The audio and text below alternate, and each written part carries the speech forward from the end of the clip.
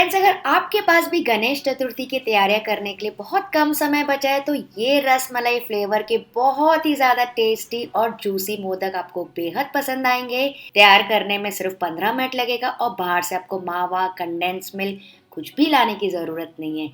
तो चलिए देखते हैं। इसके लिए यहाँ पे मैंने लिया है फ्रेश मलाई पनीर 500 ग्राम, करीबन आधा किलो। आप कम भी यूज़ कर सकते हैं। इसको सबसे पहले हम छोटे छोटे टुकड़ों में काट देंगे ताकि इसको पिसने में आसानी हो। तो ये पहली तैयारी हमको करनी है। दूसरी तैयारी देखिए मैंने क्या की है, 3 से 4 टेबल स्पून हल्के गर्म पानी में मैंने कुछ केसर के धागे भिगो के रखे हैं ताकि उसका बढ़िया सा फ्लेवर और कलर छूट जाए। नेक्स्ट यहाँ पे मैंने ली है मिक्सी और इसमें हम डाल देंगे पनीर के पीसेस। तो सारे इसमें डाल दीजिए। और फ्रेंड्स, यहाँ पे सबसे ज़रूरी पॉइंट, यहाँ पे बिल्कुल भी आपको पानी नहीं डालना है इसको पीसने के लिए। तो इसको पल्स मोड में थोड़ा चला लेंगे या फिर थोड़ा सा पीस लेंगे। तो ये देखिए फ्रेंड्स, मैं आपको इसका टेक्सचर दिखाती हूँ। एकदम बराबर पिस गया, एकदम स्मूथ है। हल्का दरदरा है वो चलेगा, लेकिन एकदम स्मूथ हो गया है क्योंकि यहाँ पे मैंने फ्रेश मलाई पनीर यूज़ किया है। फिर कढ़ाई में गरम करेंगे 2 टीस्पून घी। गैस का फ्लेम एकदम ही लो रखना है और इसमें हम डाल देंगे ये पनीर जो कि हमने मैश किया था मिक्सी में। और साथ ही मैं यहीं पे डाल रही हूँ 3 से 4 टेबल स्पून पाउडर की हुई मिश्री और इसको मिक्स करते जाएंगे और इसको चलाते जाएंगे थोड़ी देर के लिए। तो फ्रेंड्स, यहाँ पे मैंने मिश्री का पाउडर यूज़ किया। आप चाहें तो नॉर्मल शुगर भी यूज़ कर सकते हैं, बस उसको घोलने में थोड़ा ज़्यादा समय लगेगा।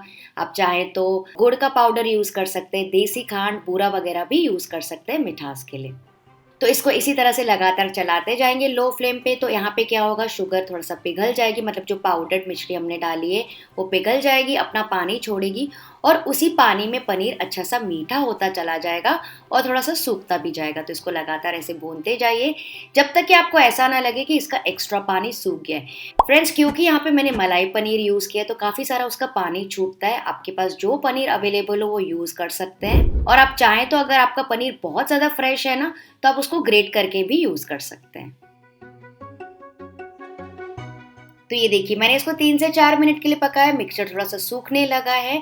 तो यहाँ पे इस स्टेज में मैं डाल दूंगी आधा कप मिल्क पाउडर। आप चाहें तो 1 कप जितना भी डाल सकते हैं। इससे क्या होगा, फ्लेवर एनहांस हो जाएगा। क्योंकि हम यहाँ पे पनीर डायरेक्टली यूज़ कर रहे हैं ना, तो वहाँ पे मावा जैसा टेस्ट आएगा और जो एक्स्ट्रा मॉइस्चर होगा जो भी पनीर का, वो भी सोख लेगा।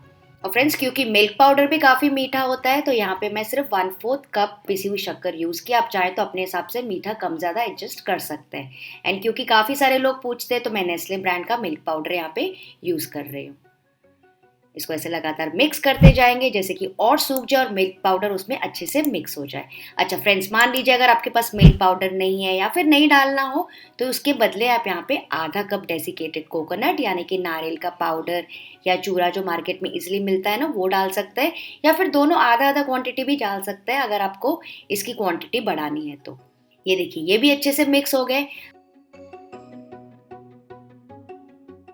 अब यहाँ पे फ्लेवरिंग के लिए मैं डाल रही हूँ few drops of rose essence.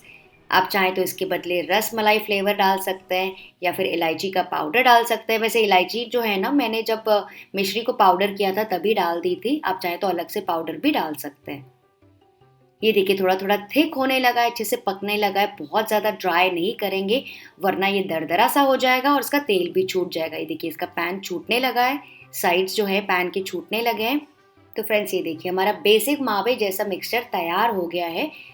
तो फ्रेंड्स, मान लीजिए जो आपका पनीर है वो फ्रिज का है या 2-3 दिन पुराना है, कड़क सा हो गया, तो आप क्या कीजिएगा, 5 मिनट के लिए सिर्फ हल्के गर्म पानी में डाल के रख दीजिएगा पीसने से पहले। ठीक है, ये आप कर सकते हैं। या फिर आप घर में ही फ्रेश छेना बना के उसका मोदक बना सकते हैं। तो फ्रेंड्स, अब आपके पास 2 ऑप्शन है। जैसे मैंने आपको बताया, देखिए बेसिक जो ये बेस है वो तैयार हो गया। अब आपको चाहिए सिर्फ मावा फ्लेवर या सिर्फ पनीर का फ्लेवर, तो आप एज इट इज यूज कर सकते हैं इसको ऐसे ही जैसे मैं दिखा रही हूँ व्हाइट कलर का। लेकिन मैं क्या कर रही हूँ, यहाँ पे केसर का पानी डाल रही हूँ। तो थोड़ा थोड़ा केसर का पानी डालते जाएंगे और क्योंकि यहाँ पे पानी है ना, इसको लगातार मिक्स करते जाएंगे और इसको और पकाएंगे लो फ्लेम पे 2 मिनट के लिए ताकि वो पानी भी सूख जाए। अगर आपको कलर कम ज़्यादा लगे तो आप इसमें और केसर का पानी डाल सकते हैं, नहीं तो अगर आपको ज़रूरत लगे तो केसर का कलर भी डाल सकते हैं। It's up to you. इसको भी मिक्स करते जाएंगे जैसे बढ़िया सा कलर आ जाए। तो फ्रेंड्स, ये सबसे ईजीएस्ट वे है मोदक बनाने का घर पे एकदम कम इंग्रेडिएंट्स के साथ। इसके अलावा फ्रेंड्स, आपको कौन सा मोदक पसंद है मुझे कमेंट करके पक्का से बताइएगा। तो ये देखिए बढ़िया सा कलर तैयार हो गया है। अब क्या कीजिएगा ना, थोड़ा सा मिक्सचर कटोरी में ले लीजिए और देख लीजिए पंखे की हवा के नीचे सुखा लीजिए इसको आधे मिनट के लिए। और ये देखिए सेट हो रहा है, मतलब कि बस एकदम परफेक्ट कंसिस्टेंसी का, इससे ज़्यादा मत पकाइएगा क्योंकि ठंडा होने के बाद भी ना और सेट हो जाता है। तो इस वक्त गैस का फ्लेम ऑफ कर देंगे और फिर इसको ट्रांसफ़र कर देंगे एक बड़े से परात में और इसको ऐसे अच्छे से स्प्रेड आउट कर दीजिए ताकि अच्छे से ठंडा हो जाए। गरम गरम में आप इसको बांध ही नहीं पाएंगे क्योंकि काफ़ी लूज़ है, तो अच्छे से शेप भी यूनिफॉर्म नहीं ले पाएगा। तो फ्रेंड्स, मान लीजिए अगर आपके पास ज़्यादा समय नहीं बचा है, आपको और भी गणपति की तैयारियां करनी है, तो इसको ना आप लास्ट मोमेंट में भी बना सकते हैं क्योंकि ये रसमलाई मोदक है, ये ताज़े ही अच्छे लगते हैं और ये 2 दिन तक के ही फ्रेश रहते हैं। और क्योंकि हम बना रहे रसमलाई फ्लेवर के मोदक, तो रोज़ फ्लेवर तो हमने इसमें डाल ही दिया है। फिर मैं डाल रही हूँ थोड़े से पिस्ता के कतरन, यानी कि बारीक कटे हुए पिस्ता। आप चाहें तो और कोई नट्स भी डाल सकते हैं। साथ ही मैं डाल रही हूँ सूखे रोज़ पेटल्स, ये इजीली मिल जाते हैं मार्केट में। और इसको मिक्स करते जाएंगे और इसको कूट लेंगे करीबन 2 से 3 मिनट के लिए। इससे क्या होगा, बढ़िया से चिकना भी हो जाएगा और थोड़ा सा ठंडा भी हो जाएगा। और फ्रेंड्स, मान लीजिए अगर आपको मिक्सचर थोड़ा सा लूज लग रहा है और आप इसको सेट नहीं कर पा रहे मोल्ड्स में, तो इसको 10 से 15 मिनट के लिए फ्रिज में रख सकते हैं सेट करने के लिए। तो मिक्सचर अच्छे से ठंडा हो गया है। यहाँ पे मैंने लिया है ये मोदक, प्लास्टिक वाला, इजीली मिल जाता है मार्केट में। इसके ऊपर सबसे पहले लगा देंगे थोड़ा सा मेल्टेड घी। फिर इसके ऊपर मैं रख रही हूँ थोड़े से पिस्ता, कहीं कहीं पे थोड़े से रोज पेटल्स, ताकि जब हम इसको खोले ना तो बढ़िया सा हमारा मोदक प्रेजेंटेबल लगे। और अब इसमें थोड़ा सा मिक्सचर डाल देंगे और इसको अच्छे से प्रेस कर लेंगे। तो नीचे से भी आप दबा सकते हैं ताकि यूनिफॉर्म शेप आ जाए, और ऊपर से जो भी एक्स्ट्रा आप उसको निकाल सकते हैं। और इसको इसी तरह से प्रेस करके रख दीजिए बस 30 सेकेंड के लिए।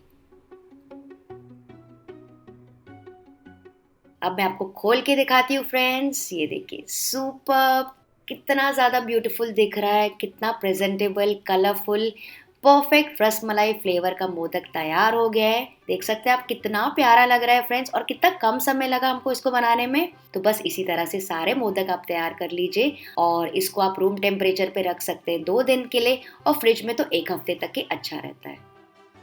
तो सारे मोदक फ्रेंड्स तैयार हो गए हैं, और इस मोदक को तो फ्रेंड्स ज़रूर से बनाइएगा इस त्योहार में। और ख़ास करके इसको भोग प्रसाद में तो यूज़ किया जाता है इस गणेश चतुर्थी के फेस्टिवल में। और आप चाहें तो इसको 11, 21 या फिर 101 की गिनती में भी चढ़ा सकते हैं।